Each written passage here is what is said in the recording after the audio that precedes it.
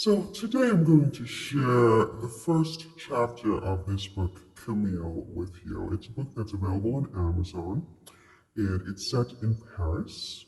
And yeah, so I wanted to do sort of a video read aloud with you today. And of course, if you'd like to buy the book, it's available on Amazon. I'll leave a link in the description box for you. Okay? So, thanks for listening. Camille by Marion T.D. Lewis. Chapter 1. Place Vendôme, Paris. Camille, like Alistair Chang, stifled a hunger-induced yawn and began to tap her fingers on the desk she was sitting at. "Where is this guy?" she muttered impatiently. "I'm hungry." A young American woman of mixed Asian, Irish, and Berber descent, Camille had been living in Paris about 5 years, having immigrated there to study art, and subsequently deciding to settle there after her studies. What else was she supposed to do with her life at that point? She had long since left her parents' home in New Jersey. Her mother had relocated to Hong Kong and had remarried after the couple divorced when Camille was only 6 years old. And Camille had been living in Chicago when she got the idea to move to Paris. You can call it a quarter-life crisis of sorts. In Paris, she supported herself by teaching English while she practiced her art. Teaching English was not the most lucrative career in the world. She was painfully aware of that. Her Irish father, a successful lawyer in New Jersey, had expressed his dismay on more than a few occasions that she had chosen to throw her education away. He had paid for her university studies at Yale to take up such a lowly profession as studying art and teaching English.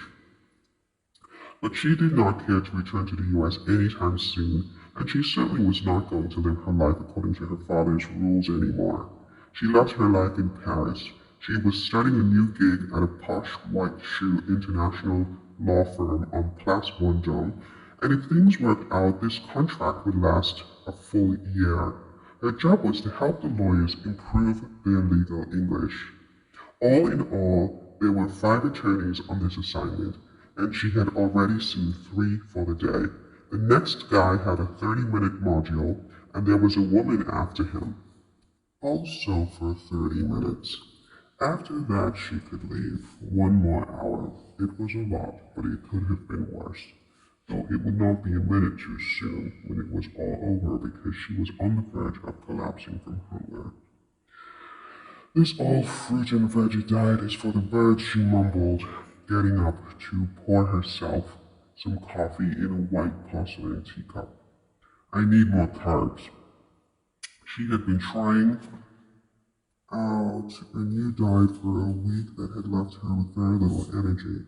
She was already weak then, just as she preferred to be, but that was not exactly effortless. She had taken after her father and could gain weight quickly if she was not careful, so she had to work at it.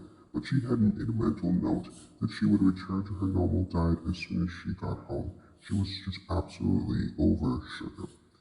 She just absolutely had to have sugar. Camille popped a fancy-looking sugar cube from Malawi into the cup and stirred brusquely with a shiny silver teaspoon. "At least they are very civilized here," she thought. "Even their spoons are expensive. I just wish they realized that air conditioning has been invented." It was a hot summer day, circa 2015. She was wearing a pretty white lacy camisole under her shirt with a white cotton skirt and black slingbacks. For some crazy reason, probably because she had not listened to the weather report, or maybe because just habit, she was also carrying a trench coat that day, and had draped it over the chair behind her. Taking a gulp of her coffee, she put her cup down and walked closer to the window so that she could look out on the avenue, the busy and posh Place Vendôme. Parisians of every sartorial stripe, well-dressed salesgirls, construction workers, businessmen, motorcyclists, scurried in every direction. Paris was a very fast city. She was often surprised by just how fast it was. It wasn't that she was not used to fast cities. She had grown up in Hoboken, New Jersey, right next to Manhattan. Prior to moving to Chicago, after her studies at Yale, she had spent almost every weekend in the Big Apple hanging out with her friends. Connecticut and Chicago were lively cities in their own right, and so it was not like she had come from the boonies, but she found the energy of Paris um, to be different from everywhere else she had lived before. Sometimes she felt like she could not keep up, like they would run her over. At 35, Camille was not exactly a spring chicken, though she looked and acted at least a decade younger, but she definitely was not a baby, and she definitely felt like Paris was very fast. Just then, there was a firm knock on the conference room door.